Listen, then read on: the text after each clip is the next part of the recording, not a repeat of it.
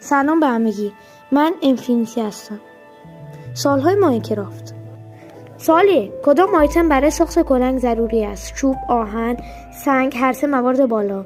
چوب، آهن، سنگ و دایمن برای ساخت کلنگ نیاز است. پس گزینه دی درسته.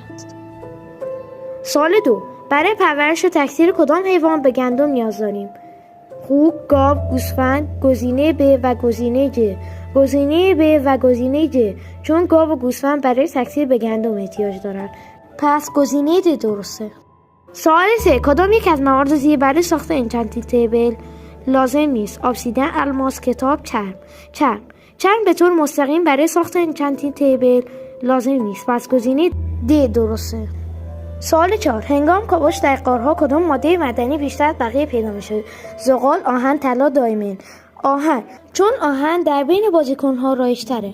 چند تاشو درست گفتی؟ صبر کن. خوشی